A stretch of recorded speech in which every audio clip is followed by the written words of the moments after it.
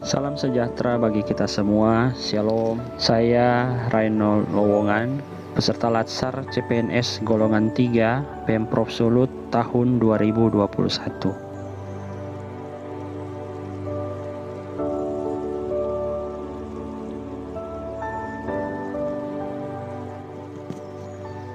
Tahap pertama, bertemu dengan kepala sekolah. Saya tidak datang terlambat. Dalam pertemuan tersebut, dengan sopan, saya bersama teman-teman CPNS lainnya melakukan pertemuan untuk menyampaikan pelaksanaan kegiatan aktualisasi di sekolah. Selain itu, dengan tertib dan teratur agar terjadi suasana yang kondusif dan tidak saling mendahului. Tahap yang kedua yaitu menyampaikan rencana kegiatan yang akan dilaksanakan dan memohon arahan dalam pelaksanaan kegiatan tersebut. Saya menyampaikan isu prioritas yang diangkat dalam rancangan aktualisasi dengan sopan, dan secara singkat saya menyampaikan poin-poin penting terkait masalah yang diangkat dan menjelaskan gagasan pemecahan masalah serta kegiatan yang akan dilaksanakan. Tahap selanjutnya itu meminta persetujuan pelaksanaan kegiatan. Saya memohon persetujuan kepala sekolah dengan sopan dan tidak memaksa. Selanjutnya, saya menyampaikan bahwa akan konsisten melakukan kegiatan ini sesuai dengan apa yang sudah disampaikan dan disetujui oleh kepala sekolah. Tahap pertama, menyusun rencana pelaksanaan pembelajaran atau RPP. Dalam menyusun RPP, saya melakukannya secara mandiri sebelum memulai kegiatan pembelajaran. Dalam RPP ini, dibuat langkah-langkah pembelajaran yang terstruktur dengan memperhatikan alokasi waktu. Tahap selanjutnya yaitu memasukkan media yang akan digunakan ke dalam RPP. Saya mencantumkan media yang dipilih secara cermat dan juga inovatif, namun tetap memperhatikan media yang mudah dipelajari dan digunakan.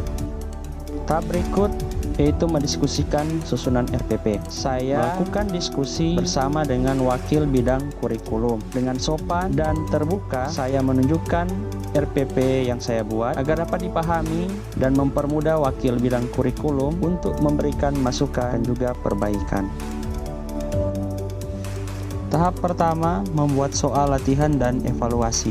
Saya membuat soal ini dengan mandiri dan juga memperhatikan penulisan soal secara efektif agar dipahami dengan mudah serta sesuai dengan indikator. Begitu juga soal ini dibuat agar dapat mencapai tujuan pembelajaran yang diharapkan. Selanjutnya, membuat soal remedial dan pengayaan. Soal ini saya buat sendiri, juga melihat kesesuaian dengan indikator dan juga tujuan pembelajaran yang diharapkan. Tahap selanjutnya yaitu membuat instrumen dan lembar penilaian. Saya membuat instrumen dan lembar penilaian sendiri dengan cermat melihat apakah instrumen yang saya buat sudah sesuai dengan kaidah penyusunan yang baik dan benar, serta memperhatikan pemberian skor dalam instrumen dapat terukur sesuai dengan ketentuan yang ada. Tahap pertama, mengunduh media X Recorder yang tersedia di Google Play Store, serta login atau masuk ke dalam akun belajar.id melalui smartphone. Saya memilih media inovatif dan mengunduhnya menggunakan smartphone milik sendiri. Selanjutnya, saya mempersiapkan akun belajar.id. Dalam mengunduh dan mengakses akun belajar.id, saya lakukan sendiri secara mandiri. Tahap berikut yaitu membuat materi atau video pembelajaran menggunakan media X Recorder. Saya mempersiapkan sendiri presentasi materi dalam bentuk dokumen yang dibuat melalui Microsoft PowerPoint, sambil mempresentasikan materi tersebut menggunakan kalimat yang baik dan benar serta mudah dipahami. Materi video pembelajaran yang dibuat tetap memperhatikan mutu agar tidak hanya menarik namun juga dapat mencapai tujuan pembelajaran yang diharapkan. Tahap selanjutnya yaitu mengunggah materi atau video pembelajaran ke akun belajar.id. Dengan mandiri, memastikan kembali video pembelajaran tersebut adalah video yang telah kita buat sebelumnya dan itu benar-benar telah terunggah sebelum kita mengakhiri proses unggahan. Tahap pertama, memulai kegiatan pembelajaran daring lewat WhatsApp. Dalam kegiatan ini, saya mengawali pembelajaran melalui percakapan dengan sopan. Dalam kegiatan ini, saya mengarahkan peserta didik agar dengan tertib untuk mempersiapkan diri mengikuti pembelajaran. Agar mereka memahami dengan jelas, maka disampaikan tujuan pembelajaran yang harus dicapai dalam pembelajaran ini.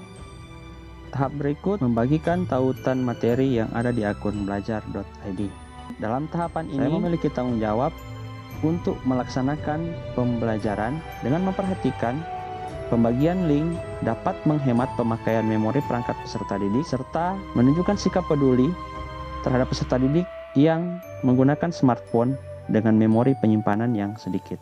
Tahap selanjutnya menutup kegiatan pembelajaran dan memberikan latihan soal atau penugasan. Setelah jam pelajaran selesai sesuai dengan waktu yang ditentukan, pembelajaran diakhiri dengan memberikan latihan soal yang sudah dipersiapkan. Latihan soal ini diperiksa agar sesuai dengan materi pembelajaran yang diberikan serta benar-benar dapat mencapai tujuan pembelajaran yang diberikan pada pertemuan tersebut.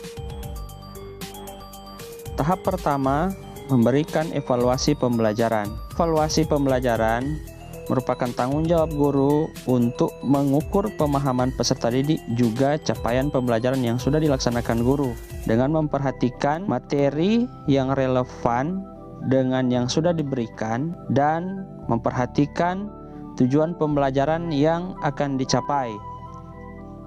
Tahap berikut melakukan penilaian hasil evaluasi pembelajaran peserta didik.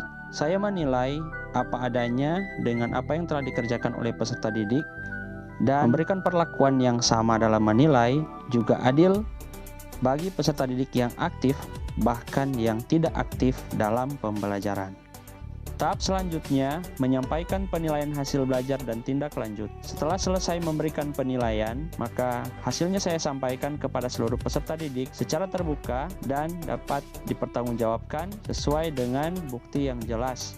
Selanjutnya, memberikan remedial bagi peserta didik yang belum mencapai KKM dan memberikan kesempatan pengayaan bagi yang sudah mencapai KKM.